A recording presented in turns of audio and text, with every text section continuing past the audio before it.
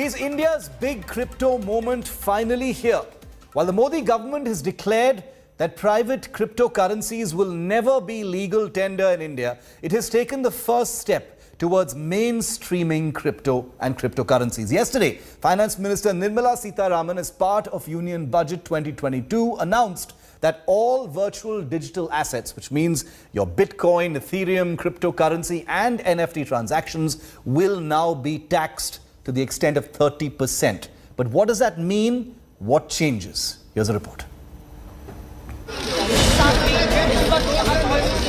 A day after the finance minister dropped hints that cryptocurrency may be accepted as an asset, the government has made it clear in no uncertain terms that cryptocurrency will not be accepted as a currency in India. Interestingly, this was what Business Today TV had reported would happen last October. For the taxation of virtual digital assets, I propose to provide that any income from transfer of any virtual digital asset shall be taxed at the rate of 30%. First indications that cryptos were being recognized as an asset class. A day later, the government has made it clear that cryptos will be nothing more, especially not a currency legally recognized by India. Bitcoin या Ethereum या वो कुछ किसी actor का photo को एक NFT बना दिया, वो सब कभी लीगल टेंडर नहीं बनेगा. सो ये क्रिप्टो एसेट्स जो हैं, they are assets which are to people have to determine their value. You can buy gold, you can buy diamond, you can buy crypto, but उसका कोई सरकारी ऑथराइजेशन ऑफ वैल्यू नहीं है. The announcement was accompanied with a statutory financial health warning. जो उसमें invest करते हैं वो अपना इन्वेस्टमेंट है, उसका सरकार का कोई अंडरराइटिंग नहीं है कि आपका इन्वेस्टमेंट सक्सेस होगा, पैसा मिलेगा. उसमें नुकसान भी हो सकता है और सरकार उसके लिए जिम्मेदारी नहीं है, बिल्कुल नहीं है. The Finance Ministry also clarified why cryptos have been taxed at an unusually high 30%. Any speculative transaction, उसके लिए इनकम टैक्स में 30% रेट अभी भी है. तो इसको भी वही रेट लगेगा, फ्लैट रेट है 30%, क्योंकि ये स्पेकुलेटिव ट्रांजैक्शन ही है. इसका अंडरलाइन वैल्यू कोई नहीं जानता कि एथेरियम का रियल वैल्यू कितना है, कब होगा, फ्लक्चुएट होता है, रोज फ्लक्चुएट होता है. उससे जो इनकम आप कमाएंगे उस पे टैक्स देना है, बस यही गवर्नमेंट का पॉलिसी है. The Finance Secretary also pushed India's proposed digital currency that will be issued by the central bank hours after Prime Minister Narendra Modi listed its virtues. ये डिजिटल रुपया अभी जो हमारी फिजिकल करेंसी है उसी की तरह डिजिटल स्वरूप लेकर के आरबीआई द्वारा ही उसको पूरी तरह कंट्रोल किया जाएगा, मॉनिटर किया जाएगा, उसका विस्तार किया जाएगा. और ये ऐसी व्यवस्था होगी जिससे फिजिकल करेंसी से एक्सचेंज भी किया जा सकेगा. डिजिटल रुपी जो रिजर्व बैंक का इशुएंस होगा वो लीगल टेंडर रहेगा. बाकी सब बिल्कुल लीगल टेंडर नहीं है, will not become, will never become. A much-awaited bill to regulate cryptos was expected in the winter session of the parliament. While there's no sign of the legislation, the government chose instead to drop a tax bomb on the wild west of crypto world. Bureau Report, Business Today TV.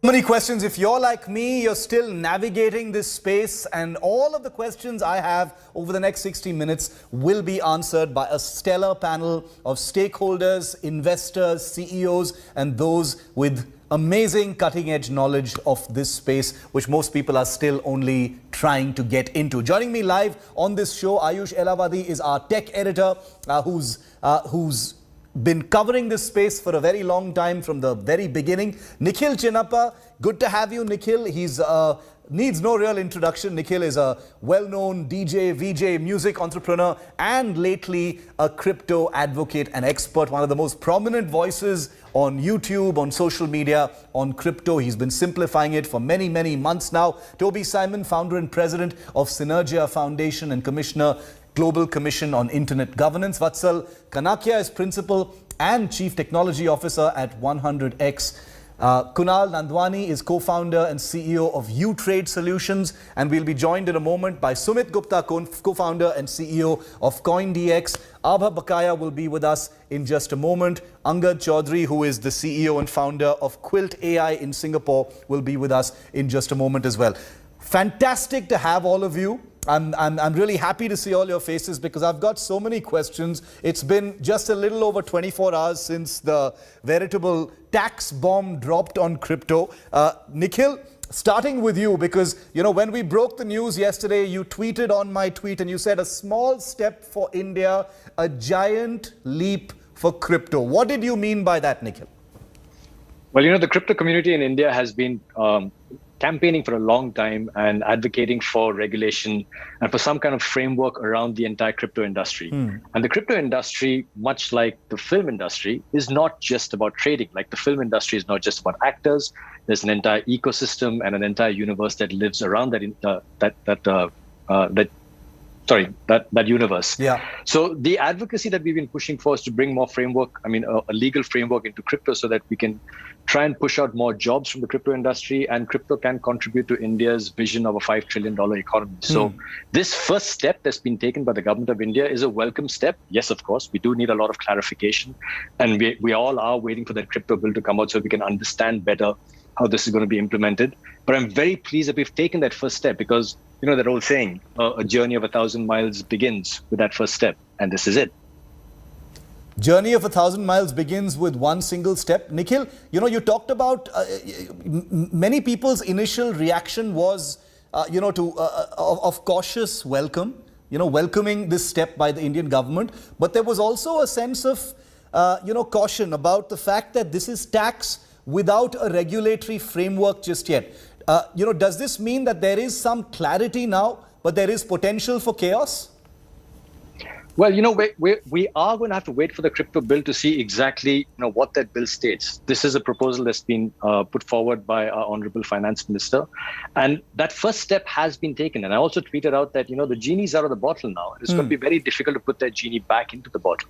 And from here on, I'm pretty sure that there'll be lots of back and forth between various stakeholders and the government to try and create a sensible regulatory framework around crypto. Yeah. And the journey is long. But the fact that we've taken that first step is a massive thumbs up from everybody in the crypto community. Okay, so you're saying that the regulatory framework will have to follow. I mean, you can't put the genie back into the bottle, proverbially speaking. Toby, what do you think? Do you think that, the government will have to move quickly now? If the genie is out of the bottle as far as tax is concerned, is this comfort or chaos in your view? And how fast will the government have to move, for those next steps? It's a very interesting situation we are in. The government had two options, either to ban the crypto or collect taxes, which they would get from the trading of crypto. And the government has wisely chosen to collect the tax. Okay. Now, the regulatory framework will follow. As you rightly said, there will be many discussions. But I think it's a first step. The taxation is going to be a little steep. I mean, this is at par with lottery and all those gambling and gaming tools. I'm sure the industry will do a pushback on that, saying that this is not entirely gambling, because this is where money is going to go in the future all over the world, whether we like it or not. So to be treated as gambling or gaming might be a little too far-fetched. Having said that, it's about the percentages now. Yeah. So it's not a blank 30%. We might see the surcharge, the cess, and the TDS. So it could come to a much higher number, which smaller companies might find it very difficult. And I conclude, companies who are backed by large VC funds will be able to stave this challenge, but smaller companies that come up will find it more challenging to survive in this sort of an environment. Okay, very interesting. So you say that it may not be 30%, it actually may be higher when you do the entire tax math on this. Vatsal, coming to you, from a company's perspective, how are you seeing this tax? We've seen many reactions that came in yesterday.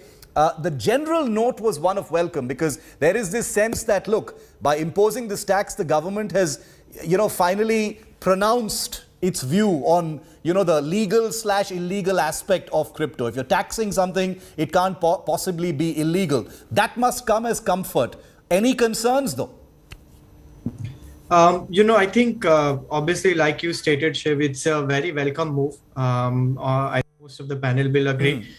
No concerns as such, for at least from our side. Obviously, it's not the extremely most ideal version of what we would have wanted, but it is definitely a first step, right? Like Nikhil stated, and it at least gives legitimacy to the industry. Now it's a matter of creating more value, educating more users, and just bring, consistently all of us together, growing the industry as companies, as investors, and bringing more awareness, which will give, more confidence, so that we'll be able to bring better regulation, which makes it easier on investors, on startups, on, retail individuals and everybody. So I think it's generally very well welcomed. No concerns for now from us. Okay, no concerns. That's great. From a company's perspective, having no concerns at this point is good. But obviously, there'll be a curiosity about how it's going to be followed up by the government. Kunal, I'm going to go to Ayush and Abha in just a moment, because they're going to give us the policy perspective, because they've been in touch with government and industry, and they're going to give us a sense of what the answers to some of these questions are going to be. But Kunal, the fact that this tax has been imposed, settles many doubts. Any concerns that you have going forward right now? Because to many people, before Nirmala Sutharaman, the finance minister, spoke about this tax in Parliament yesterday, I'm guessing a large number of people were wondering whether to dabble in crypto or not. Now that there is a tax, there is a sense of comfort. So I think this crypto tax certainly takes away the uncertainty of which tax bracket does crypto income fall under. Otherwise, people were, offsetting their losses against other assets like stocks and real estate with crypto incomes and all. So that clarity is very welcome. It's a high tax. There is no carry forward you can do. There is no crypto to other income offset you can do, etc. But it's a high tax. There is also one more 1% TDS on every transfer. So basically, one of the reasons for inventing crypto was efficient transfer from anywhere to anywhere. But now if you transfer from one wallet to another, you have to pay 1% on the whole amount. So that's very expensive and could become very large number in due course. But otherwise, this clarifies the tax situation of the government. But unfortunately, we've all been waiting for months to years on crypto bill and clarity on regulation. That has yet not come. So it's there's no indication of that either. So that's missing. But otherwise, taxation wise, government has made sure they can get the taxes on it at least.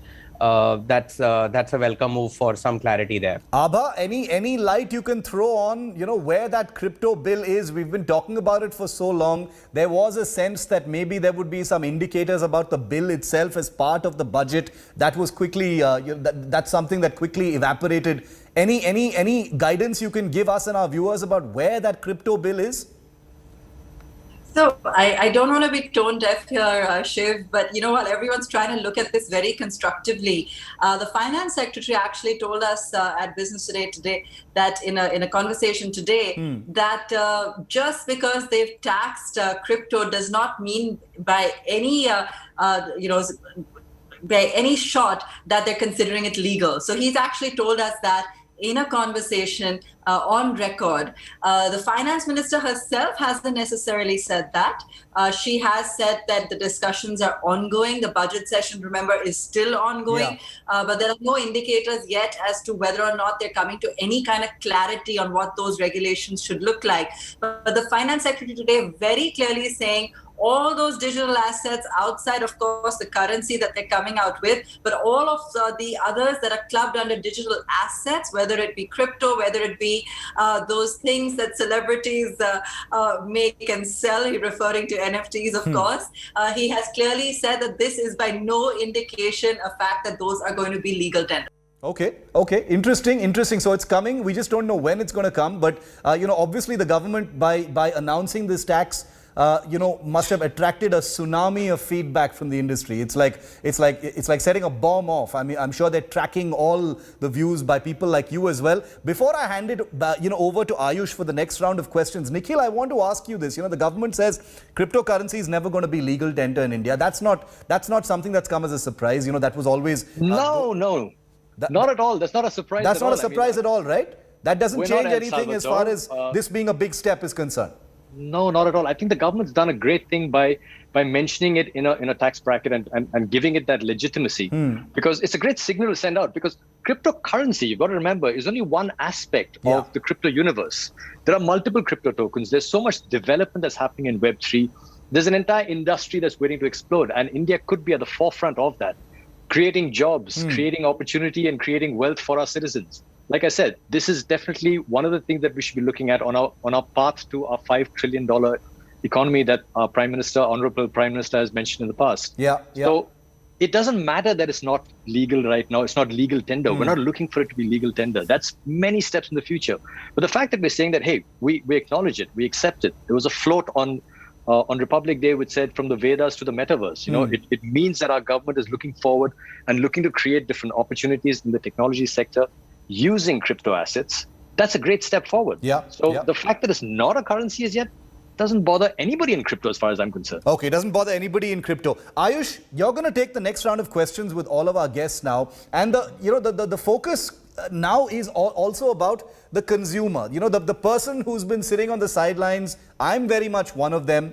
Who's been wondering whether to sort of dip my toes in this whole thing. And now with the government speaking about it, there is a little bit of reassurance. Yes, there's a fat tax on it, but there's a little bit of reassurance ki, theek hai, it's something that's legal.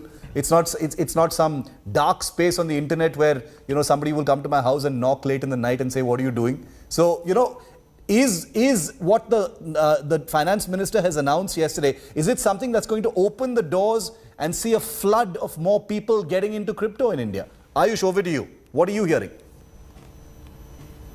Shiv, it's interesting, some of the things that the panelists mentioned and that you brought up as well, all of them sort of seem to be extinguished with something that Abha brought up a while ago in terms of what the finance secretary told us.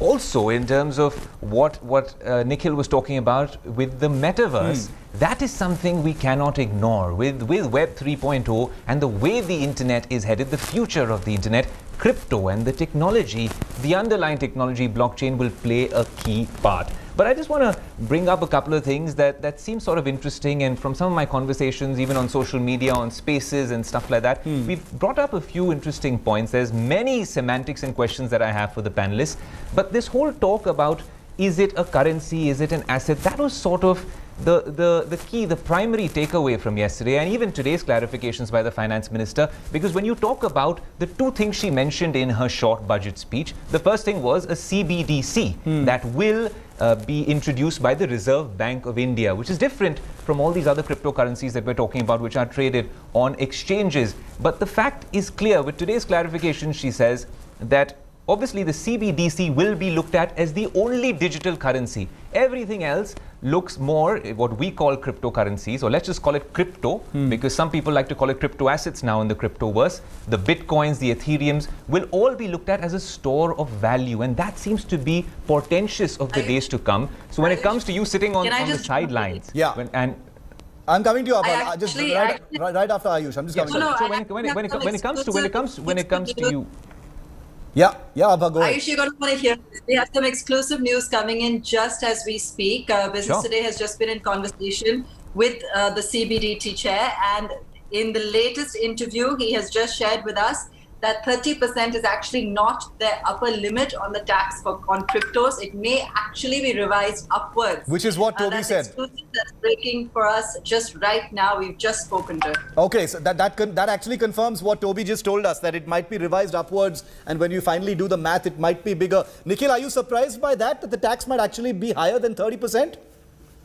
Look, as far as I'm concerned, any tax is too much for the average citizen, but you've got to comply with the law of the land. I mean, the government's going to be thinking this through. If you, the general feeling is that if you tax something too high, you're going to drive it underground, and that's not good for anybody or anything, including the government. So, I'm assuming some very smart brains are thinking about this, and there's some rationale behind whatever tax bracket is going to be levied on crypto. So I'm really no one to comment on whether the tax bracket is good, too high, too low. You've got to comply with the law of the land and wherever you live, and that's that. Abha, you've got some more breaking news. Yeah. Would you allow me to just go through the Please do. This is news for our viewers. Absolutely. Yes. This is in an interview with the CBDT chairman to Sakshi Batra of Business Today. He said that this is not legal tender. None of the virtual digital assets as defined in the finance bill are legal tender. Yeah. Don't think this tax is very high. It may be revised upwards. Investors must be aware before investing that taxing does not make crypto legal. This is coming from the CBDT chairman himself, and I would love to hear the panelists' view on this, because he's clearly saying this, and this is in an interview just taken by Business Today's Sakshi Batra. If I got you right, did he say the tax does not mean that we look at crypto as legal? How does that work? Yes. How does that work, Abha? No, I think what he said was this is not. They're essentially treating. Yeah, Nikhil, go ahead. Sorry. How are you interpreting this? Well, we're not. I don't think they're ever going to make this legal tender. The legality of crypto will come after a crypto framework. A regulatory framework is built around the crypto ecosystem.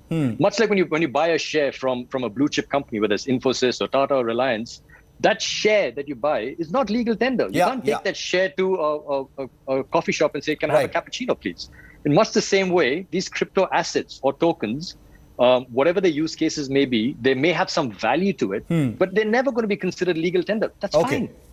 Okay. So now that we've cleared that, and Abha, that was some very important breaking news that you've brought in during the show, from the CBDT chair. Vatsal, now let's talk about the consumer a little bit, because do you think, I know advice is a dangerous thing, especially when it comes to finances, but I mean generally, I'm asking generally, should I get into crypto now that the government has announced this? If I've been sitting on the sidelines, prevaricating, wondering whether to sort of get into this whole thing, is now a good time to make my mind up and do it?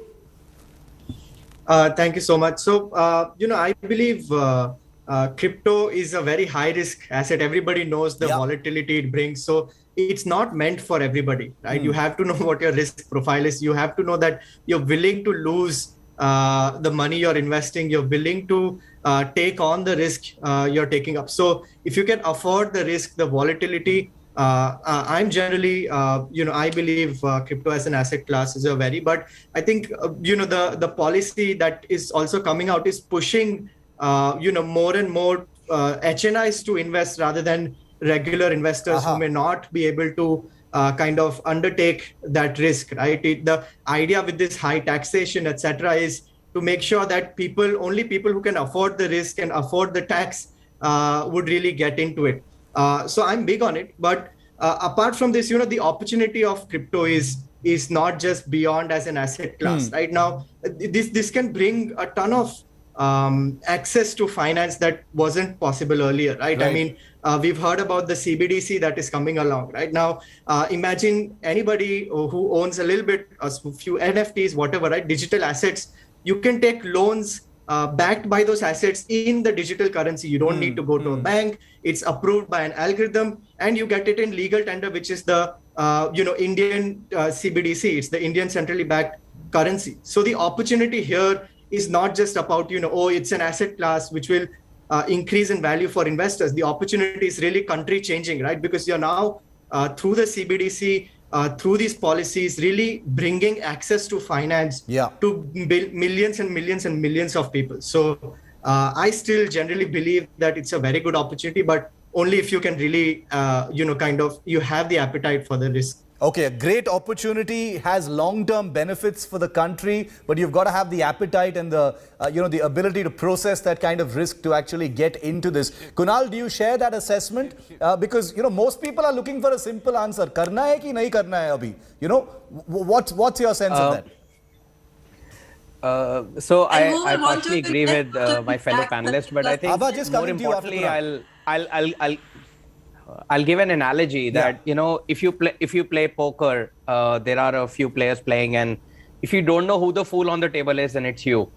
So frankly, my view is that if you don't understand the game, don't play it. That's the simplest advice. Just don't do it because its value is going up.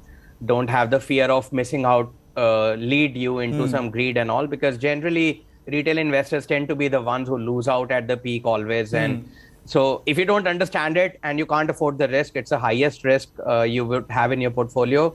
You can choose to ignore it. It's only for informed investors. It's only for accredited investors. It's only for more informed people who understand the whole space better, I would think.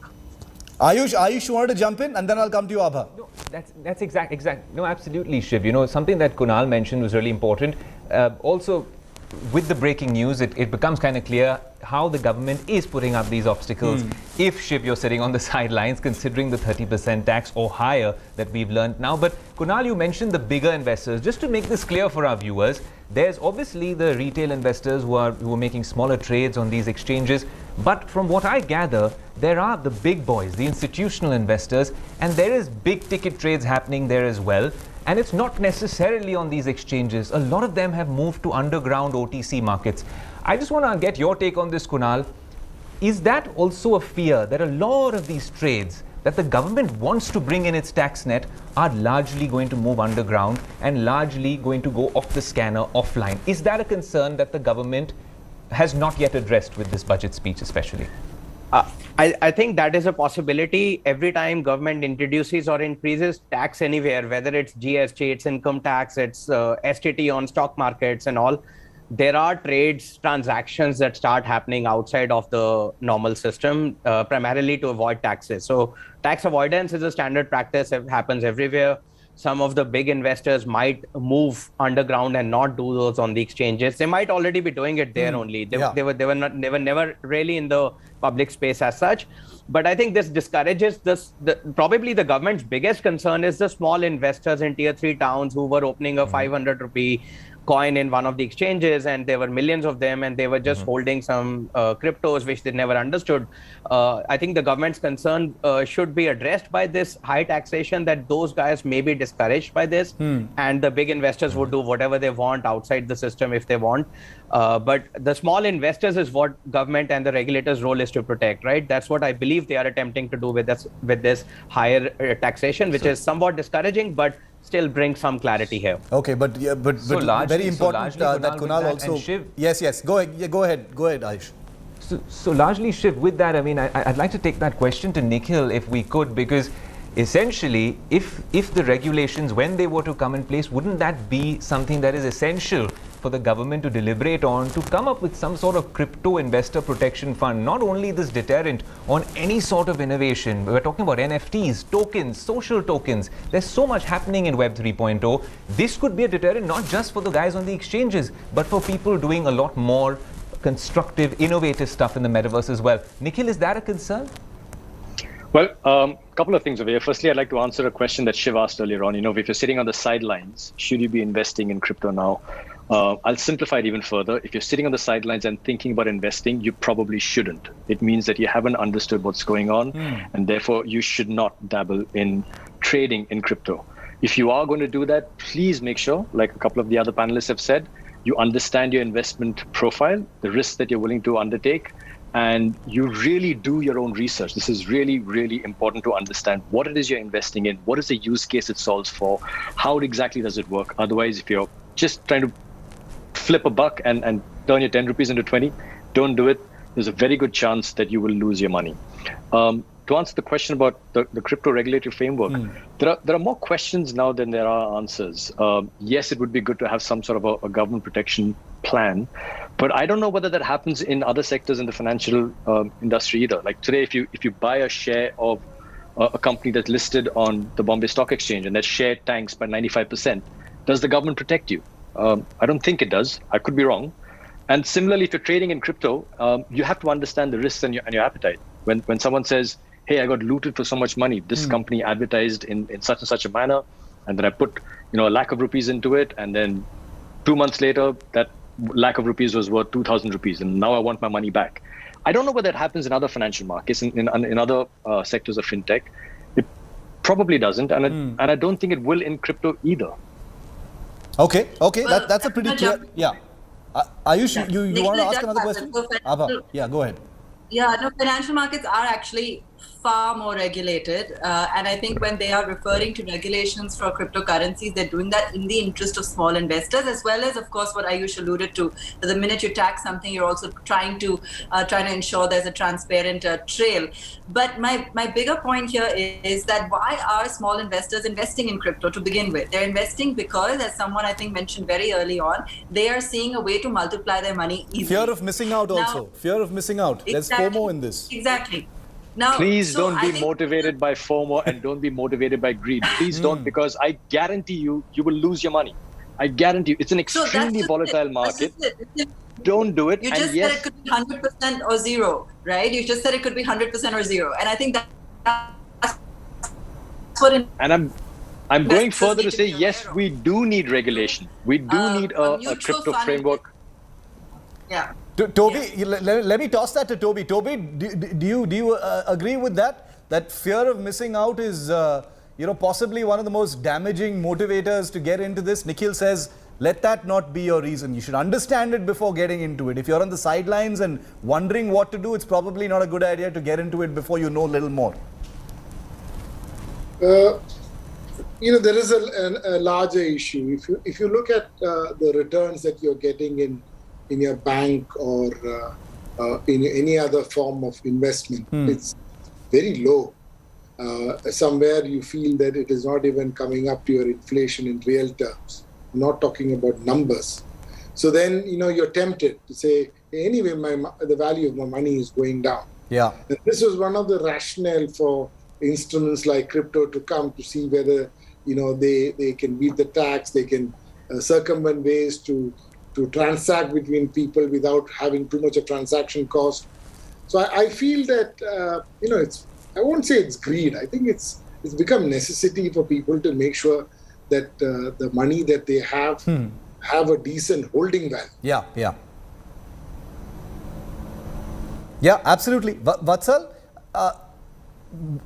as we come to the last phase of this discussion, any actionable points you can put out as someone in the space, someone dealing with the space and crypto, give me a small wish list of what you are hoping the next steps will be. Nothing broad, nothing, major, but now that the government has announced this tax, what are you hoping the next announcement in this space from the government will be? I think next announcement would be more support for crypto startups, for crypto founders, enabling them to get grants, enabling them to raise money comfortably within the country while incorporating in India rather than incorporating outside. Founders, and there's so many founders, there's so many builders coming out of India building amazing projects, but investors typically are not incentivized to invest in Indian companies building in crypto. So founders are forced to incorporate outside of India, build from outside of India, right? Which I'm just hoping there'll be enough support and assistance from the government to ensure that founders can build while staying in India, while incorporated in India, bring all the value creation and the revenue creation all to India. Okay, Ayush? Shiv, it's interesting that you mentioned that as well earlier, and it comes back to your question, which is actually the key question for today. People sitting on the sidelines and people with FOMO. But as just one question, I think we can ask Nikhil this, because Nikhil's been tracking this space for a long time as an investor. He understands millennials and Gen Z as well. Nikhil, my question to you is, at this point, the guys who are using peer-to-peer payment platforms, if you could also explain to our users in a quick line in terms of how peer-to-peer payment platforms work, someone using Binance, they're largely unperturbed by this announcement from yesterday. Will stuff like that still go on, or do you think that will the volumes and the number of people headed there be using it a lot more now to sort of stay away from this 30% tax? That's going to be a difficult one to answer off the top of my head because peer-to-peer transactions do happen on a lot of crypto trading platforms, and they're difficult to trace, they're difficult to track. Not quite sure how that 1% TDS is going to work in those systems. But if you are living in India and you have to comply with the law of the land, then some of these things are going to have to be factored into the way you trade in crypto.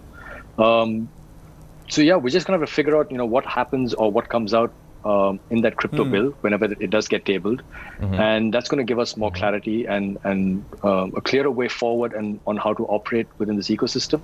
But trading aside, I'm very keen on the other point that one of the panelists made, that this is going to possibly increase investment in crypto development on projects that are coming that are being built out of India into hackathons and developers that are making products for Web3 in India.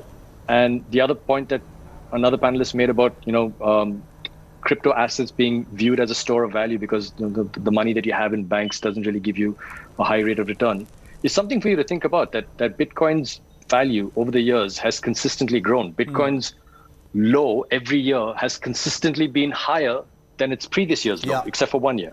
So that's a great store of value. That graph has always gone up.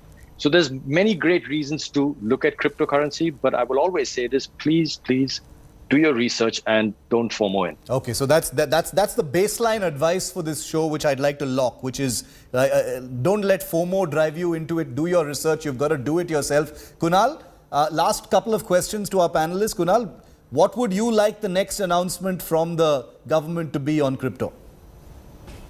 So a couple of things. I think maybe the crypto the digital virtual asset definition is very wide. It now includes all the loyalty points you may have at Future Retail. It includes your credit coin, the credit card, cashbacks and all that. So maybe they can narrow the definition to something more appropriate, because otherwise a lot of unintended products will be included in this definition. That's one. I think secondly, the clarity on the regulation around cryptos would really help. The whole industry has been looking forward to it for a number of years now. So these two things I think would help clarify more things and make world more predictable for all the potential investors, developers, everyone. And predictability is really what it's all about. Abha, final question I'm going to put to you, which is that is the government listening to all of these points? I mean, they've been, these aren't being raised for the first time here on this show. They've been raised, on multiple forums. Very credible people, Nikhil, Kunal, Vatsal, all of these people have been, talking about this for a long time now. Is the government cognizant? Is it listening to these things with an open mind? No, they're definitely listening, Shiv. I think that one thing that we can definitely credit the government with is that they have been listening, and they're constantly open to discussions. They are also, known to toe the balancing line. So, but when it comes to financial markets, assets, currencies, we know that whether it's the government, whether it's regulators, the RBI, India has always been on the more conservative side, and one could use that as a context against which to perhaps anticipate what comes next. And for investors who've been driven by FOMO, we've seen similar euphoria in the stock markets, of course, but there are safer returns to be had perhaps in assets like mutual funds. I couldn't resist saying that, being a stock market reporter, but yeah. Okay. I'd like to end on a cautious note. FOMO shouldn't be your driver. Do your research. See if you've got the stomach for it. Don't jump into something unless you're totally clear about it, because, as Kunal said, predictability is really the name of the game here. And there are many things that are still unknown. There are many variables that are still there. But hopefully, like Abha said, the government is listening, and many of those questions should have clear answers in the near future. I certainly have learned a lot. I certainly have FOMO, but I'm still on the sidelines. I'm going to take Nikhil's advice and do my research before I make up my mind. And I hope all of our viewers do that as well. I know for a fact that if not financially, you're certainly information-wise a whole lot richer on the other side of this show. Thanks very much to all of you for joining me on this excellent discussion on crypto and what next for us here in India.